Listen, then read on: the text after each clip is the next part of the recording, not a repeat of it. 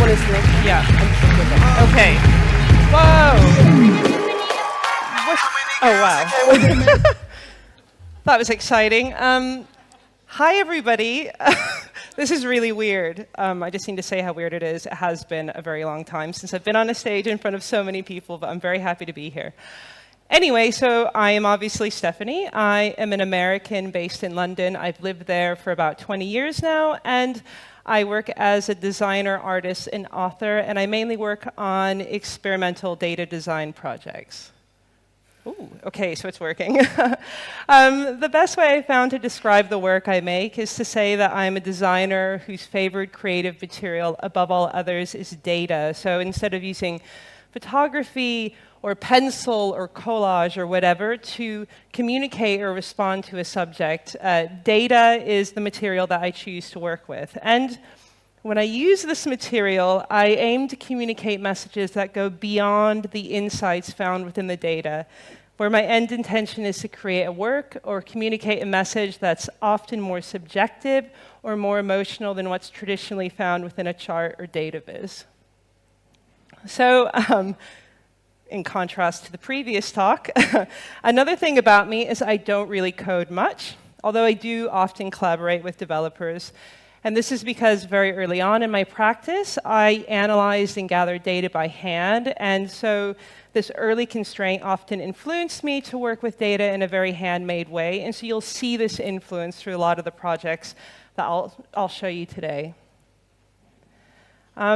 Another thing about my practice is that I also aim to explore ways of presenting data that, besides being legible, are more memorable and more expressive to a layperson audience who might just be learning about data for the first time. So that could mean making data danceable, like this project as the first data artist in residence at Facebook in 2013, where I converted a month of a couple's interactions on Facebook into dance steps, bringing their digital dance across timelines into a physical space. Or it can mean making data hoppable, like my Open Data Playground at the South Bank Centre in London, where hopscotch games were created from open data sets in order to communicate how open data sets are online for anyone to interpret and play with however they choose. Or it could also mean a project that's touchable and wearable, like this commission created with Miriam Quick, where we explored physical ways of communicating open air quality data from Sheffield, England, in a memorable, experiential way for a citizen audience who might not be interested in air quality or data in general. So one part of the project presented weeks of particulate matter as something you could touch and wear.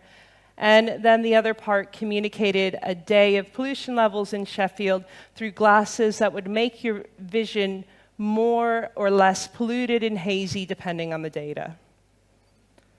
So more recently, I've begun to call this way of working post-infographic, where instead of just simply visualizing a data set in a straightforward way, or packaging it up in an information graphic, I'm instead working with data in more flexible ways. And I think that this current way of working is the natural progression, can't talk today, of our recent data visualization renaissance. And so this happened about a decade ago, where information graphics exploded across our collective consciousness. And I say renaissance because, of course, we know these charts that we work with aren't a new thing. William Playfair invented the line, the bar, and the pie chart in the 1700s. So, of course, these have been around for a while. But it's just that recently there was this rise in the use of diagrams and data to communicate messages to a lay audience. And so it was around when there was this explosion of all this data that I left my job as a book cover designer, and I jumped into this quickly expanding field, creating lots of graphics and visualizations similar to what I just showed you on screen.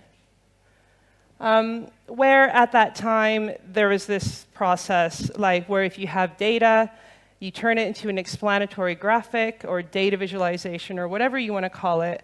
But now I've moved on in my practice since then, and I think a lot of practitioners have as well, where now in today's advanced data visualization space, you don't just have to collect and visualize data for statistical insight, or only turn it into informative static or interactive data visualizations.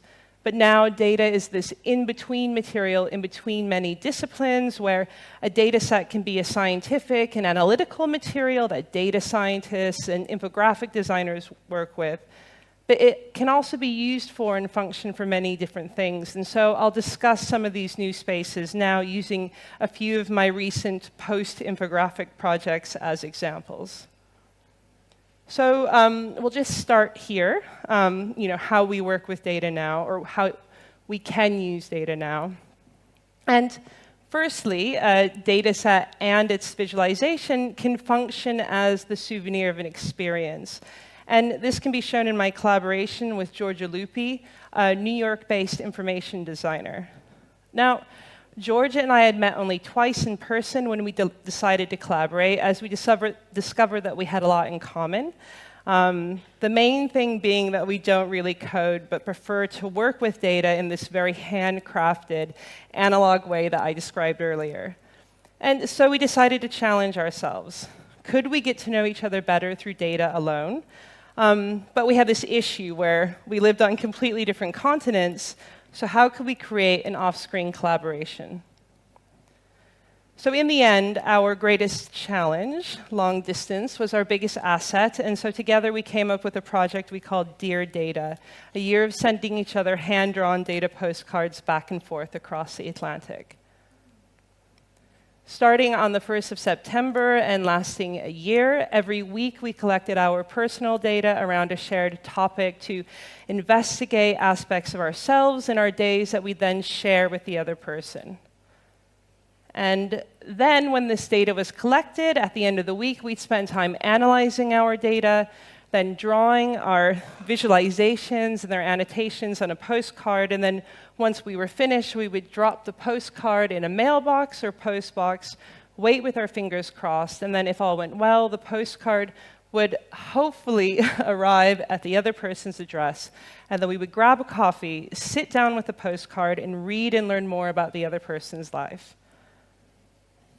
So during this year, we mainly explored themes requiring manual data collection, where we tried to move beyond the usual quantified self-data, the things that your phone is automatically tracking on you, into something more akin to personal documentary, where we tried to use data capture to make sense of our world, to connect and be present in our day, and then also to create a souvenir of our lives to then send to the other person, where the process of data collection was as important as the end result.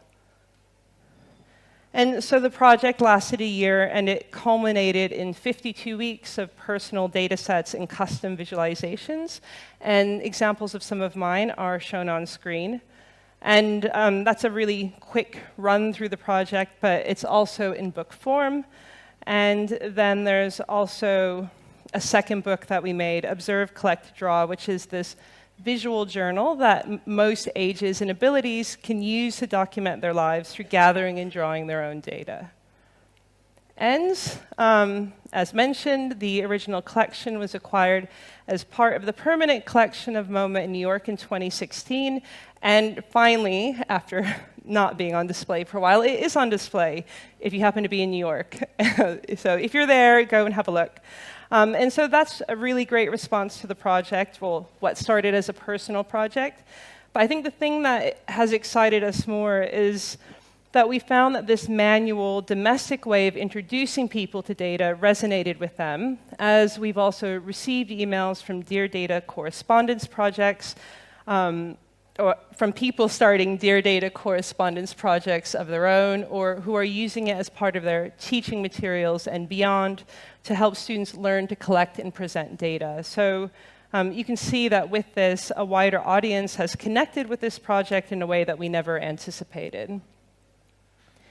And I think it's really great that the response has been so positive, just because it means that people now see data collection as a way of documenting and better understanding their life and their world, where Today, some people document and reflect through taking photos or writing journals, and other people document with data, spreadsheets, and tick marks. And this documentary approach is the complete opposite of the often cold perception of big data, where now data and data gathering can be seen as part of our human experience.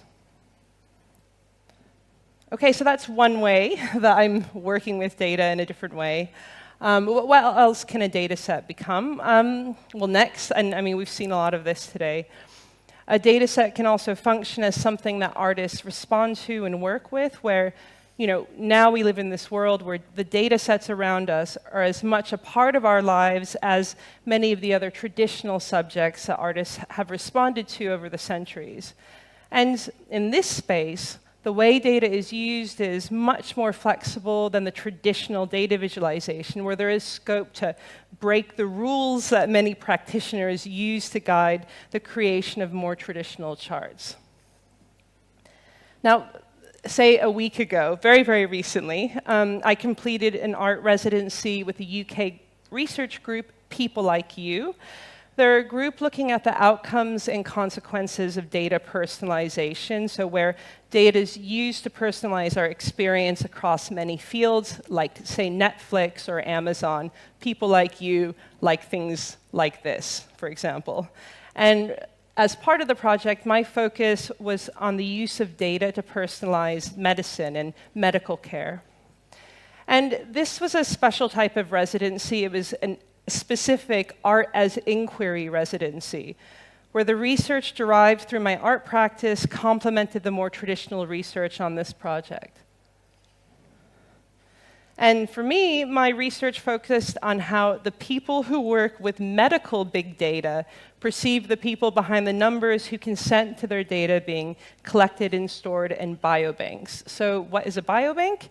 It's on screen. So it's like a library, but for samples and data. So they collect, process, and store biological samples and data for use in medical research. So researchers can apply to access this library, and then they use it to study different health outcomes.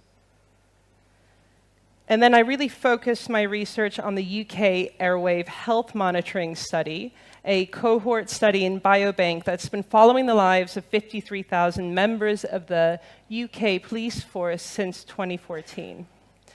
And so through this research process, I created the rough diagram that you see on screen to map the flow of data that from the donating participant to researcher, and then interviewed nurses, investigators, lab technicians, and more to truly understand how these people behind the data are seen at every step of the process. So normally, on a residency like this, and particularly for this, I needed to find a way to create an artwork from my findings. And normally, I would do this by finding a data set that was relevant and then visualizing it. But with this, I had like a real problem because I had no data. I can't access the actual study data because it's obviously very secure due to how sensitive it is. And making an artwork is not a valid research reason to use any of this data that they have in this biobank. So the other issue with this project is that it's really hard to visualize the data collected by this study in any precise way because it's actually really, really, really messy. They might have collected data from participants for some of the time, and then they stopped. Some of the participants had their DNA sequenced, some didn't. And so everything is a little bit messy. And so there's no one way of representing this kind of study in biobank anyhow. So at this point, I had to accept that I couldn't do what I normally do. Try to be precise and completist and map all the data all the time in the way that many data visualization specialists really want to do, and the way that I really want to do in many of my projects. But I had to embrace uncertainty and flexibility when representing this data instead of aiming for data perfection. It's kind of a strange space to work in. But to explore this, I began to create small sketches of various processes within the airwave study system in order to better understand all of its working parts. And then at the same time, I became interested in Marcel Duchamp's work, The Bride Stripped, well, on screen, The Bride Stripped Bare by Her Bachelor's Even, otherwise known as The Large Glass. And the reason I like it is because it's an artwork, of course, but it's also an artistic diagram of a process that Duchamp was trying to visualize of a bride being stripped bare by her bachelors, whatever that means, right? Where every visual element has a reason, and the artwork could theoretically be fully annotated to explain this process. So the artwork can work in two ways, as a diagram and as an artwork.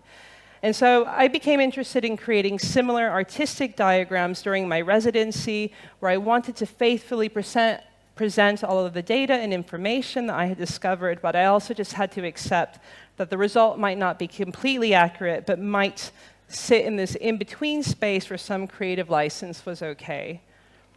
So with all of this in mind, I began to build this visual language where, similarly to traditional data viz, common graphic elements represented specific processes discovered in my research. And then I drew a giant artwork showing the whole study system, where it started with a collection of data and samples from a participant within a clinic, then moving to the processing and preparing of this data and samples by various entities, to the storing of these samples in long-term, in databases in long-term cold storage, and then finally to the research undertaken using these data and samples, where data and samples might be collected for a project, used by a researcher, and then dispersed. So that's part of the series, but then I also created works that illustrate the insights that I derived from the various interviews of stakeholders related to the study in Biobank, where I made a series of artworks that represented their unique vantage points upon this study system above, which again, using the same visual elements in this language to represent the insights in these interviews, like of a nurse, or a participant. I'll just flip through them because, unless you really want to know about biobanks, it's not totally relevant outside the academic world. We're the same visual language. These are also artistic diagrams that can be annotated. And all the way through to the researcher. Where here, so you can see here that they function like Duchamp's large glass, where when they're annotated on the right, they provide this detailed glimpse for students and researchers involved in other cohort studies to better understand every aspect of the process, where they're representing the research, where I'm representing my research visually as opposed to the standard form of an academic paper. So, of course, this isn't proper research, whatever that means, but it instead complements it. And so it has been interesting seeing how various researchers have responded to these post-infographic, Duchamp-esque diagrams, where even if they're not precise renditions of the data, they've begun to spark conversations and places to explore further. So, just to continue with this idea of conversation starters and sparking conversation, here's another thing that a data set can become now, where it can even become an interface for engaging with a specific community. And in my work recently, I've been using data collection and visualization to start conversations with communities where I've found that respectful data collection. I think that's been a theme throughout today. Respectful data collection reminds a community that they're important and valued, and where by using this data to create an artwork, I feel I'm immortalizing and commemorating their unique patterns and perceptions. And so this interest in collecting data from communities in order to celebrate them led to my most recent art commission, Updating Happiness. And this was commissioned by the Welcome Collection this summer as part of their On Happiness season of events. And the Welcome Collection is It's one of my favorite museums. It's based in London, and they describe themselves as, quote, a free museum and library exploring health and human experience. But the thing that's really special about the collection is that they do this through commissioning artists, both for the gallery and across in spaces across the UK to respond to various topics from health and human experience. And so it's always really been a dream of mine to be one of these artists in this gallery. So I really love it. And when I was brought into the exhibition, I was originally brought on board by the curators to create a work that used data that functioned as, and this is how they described it, they wanted me to create an emotional check-in for the visitors to the exhibition that would give them the opportunity to think about their own happiness and then their perceptions of happiness. So I started to think about how to fulfill this brief, and so I started to research happiness and aesthetics related to happiness. And I became drawn to happiness or inspirational posters. These posters showing positive platitudes and upbeat motivational quotes have been around for decades now, but now they've moved from hanging on people's walls to being posted on Instagram, where they number in the millions. And they're like really positive platitudes, and these quotes, they all have a very particular aesthetic with pink backgrounds and people reaching for the sky, beaches and sunsets and the like. You see a bunch of them on screen, but for me, I really don't like these quotes. They annoy me. I think they feel really superficial and insipid and not very meaningful. Like there's one right here, happiness is life. Well, I mean, we know that, but that's not very nuanced. It doesn't really explore what really makes us happy and how it's different for everyone. It doesn't paint a diverse picture of happiness. So this is rolling around my head, and I decided to create a project where I wanted to figure out how to subvert these Instagram quotes that annoyed me so much. How can I make a better one? And so how did I achieve this? Well, I created a work where to start. Participants are invited to take a 2-minute survey, either online or on their phones in the gallery to make it all COVID-proof. And then the survey will ask you your age, along with 4 questions adopted from the UK's Office of National Statistics, 4 measures of personal well-being. And so these are on screen. And this is so participants can get a sense of the measures that the UK and other countries have found are best to measure well-being within their citizens. So it's questions like, overall, how satisfied are you with your life? To what extent do you feel the things you do in your life are worthwhile? And then yesterday, how happy did you feel, or how anxious did you feel? So, I guess they're not perfect, but this is the best that we've got so far, I guess. I made up these questions, but then the user can choose one of these to answer about their perception of happiness. They can answer, what small thing were you grateful for today? What guilty pleasure do you secretly love? How would you describe happiness as an experience? Or what single thing makes you feel better after a bad day? And so these are created to kind of draw out those more nuanced depictions of happiness. And so then they'll press enter and then instantly receive a quote based on the responses that they can add to a growing collective archive of reflections on happiness. And so this is a guilty pleasure one that someone submitted to the project on screen. And so they also have the option to download and post on their own social media feeds. And then they can populate the internet with more nuanced ideas of happiness.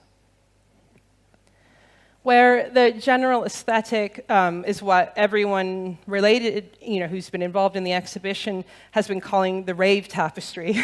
So it's really bright and bold and just really bold RGB colors to be the complete opposite of those really insipid pink and pretty quotes. And so the collected responses are, of course, displayed online, and then also they're displayed in various places in the gallery, through updating projections or printed on wallpaper on the gallery's external facade. And one thing that I'm also interested in is how this data collection experience process also offers multiple points for the museum visitors' self-reflection and discovery, and ultimately talking points, where some people might like it to reflect upon their answers to the survey, whereas others might be interested in the image that's generated. And then others might really just be interested in seeing their response in context to everyone else who took part. So it offers all these different openings to all sorts of people to start learning about themselves and about the exhibition. And so here are a few more examples of some that people have created so far, and where every aspect of the design, from the shape to the font to the color palette, are informed by their survey answers. So these are technically data visualizations. So you can go to the link to try it out for yourself, or if you're in London, it's up until February. I really like those colors on such a nice screen. OK, so just to round off with one more project. So, more than ever, effective data viz needs to reach and engage broad audiences, but that's always changing. And so, there's always new technology and new ways of working with data to become mainstream modes of content consumption. But, we're already moving away from flat infographics towards 3D virtual spaces. And so because of this, there's huge benefit in understanding how data can best be communicated in real-world 3D settings using all the senses. And so I've been exploring this design space in the new book I have out with my friend Miriam Quick. I Am a Book, I Am a Portal to the Universe, and it's published by Penguin in UK, US, well, in a lot of different places. But anyway, so yeah.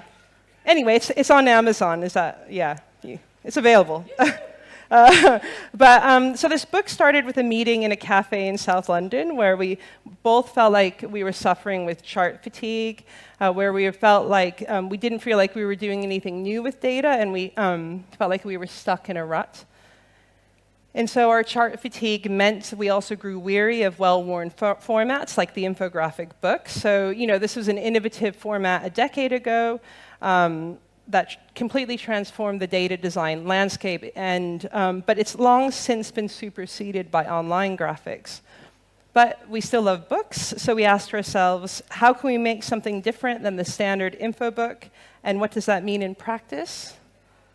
With all of this in mind, we began to brainstorm new ideas for collaboration while dancing my baby to sleep in a cafe, and we came up with our super book idea.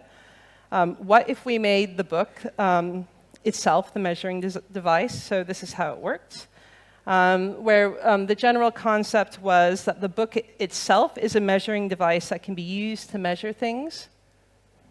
And then it's a book for almost everyone, from age 8 and up to adults. And our goal was to write for the data uninitiated or data intimidated, people who wouldn't normally pick up a book with data or science in the title. And we wanted the book to be accessible enough for children, but entertaining enough for adults, with a bit of bite and humor to it. And then finally, our golden rule and biggest constraint, that all the data should be represented on a one-to-one scale, printed on the page at actual size. So what does that mean in practice? Well, the book tells you stories about a universe that's dynamic, constantly moving and changing, full of millions or billions of living organisms and countless mysterious, elusive things flying through us or away from us.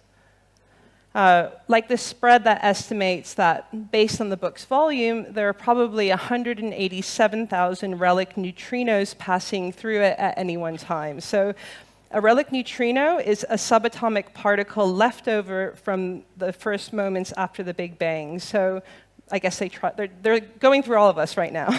But by being a measuring device, the book is like a portal to the world around you, through which you can see things that were previously invisible. So it's a scientific book, but also a story for children and adults. So for example, in this spread, the book flies to the moon, where it gathers a blanket of moon dust as thick as one of its own pages. In reality, this would take 200 years, but there's magic on this spread too. So a talking book is flying to the moon. But we settled for a balance between fact and fantasy we decided to call data-driven magic realism, where Miriam made sure all the numbers are as accurate as possible, and based on peer-reviewed research where possible, but mixed with flights of fantasy and playfulness, where the playfulness was again underpinned through ensuring that everything was fully referenced. So this is the small print, a big appendix at the back of the book written by Miriam, where we explain all the background, calculation, and assumptions behind each spread. But how do we visualize the data? Well, it's not like any data-informed book you've seen, so it's a book with no charts and no infographics, where instead it only communicates its data using its bookie superpowers, its ink, typeface, page size, thickness, volume, weight, and more. So we might use double O's within relevant words to represent to scale the actual size of various animals' eyes in a spread. Or you might have to drop the book from waist height to understand how fast it moves through the air. Slam it shut as hard as you can to hear how noisy sunshine would actually sound if space wasn't a vacuum. Or find out exactly how many stars are born and exploded during the time it takes to turn a page. So this is not an ebook, and it never will be, where we explicitly challenge ourselves to make a data book without using the word data anywhere within it, except for our bios where it couldn't be helped. So it took 2.5 years of hard work. So did we make a book that went beyond the usual info book? And we think so because recently the book was shortlisted for the Royal Society's Young People's Book Prize. And it's a prize that supports the writing of excellent, accessible STEM books for under 14. So the Royal Society, for anyone who doesn't know, is the oldest national scientific institution in the world. Isaac Newton was once its president, so that makes me really happy. Yeah. And the scary thing is that it's up to 11,500 young judges from UK schools to declare their winners, so we're keeping our fingers crossed. Oh yeah, and so you can find out more if you go online, or I'll have a book in the chat if you want to have a look at that. But just to sum up some of my findings in working in this post-infographic space. Firstly, data collection and visualization has now become a form of personal documentary for many people, where the process is in many ways as important as the end result. Hold on. Okay. Also, I'm starting to see that less accurate, more flexible presentations of data still have value to an audience, where working in this blurry space might be the right approach to representing data-driven concepts that are in their own way blurred and messy. And then I'm also finding success in using data collection as this interface for engaging and responding to a wider community, where it functions as an icebreaker to start deeper conversation. And then finally, I believe in the value of more embodied, experiential approaches to representing data for a wider audience, where a reader experiences data directly in front of them on their scale, and further exploration of this approach is vital to moving the data design space forward. And that's it. Thanks. Gonna come down.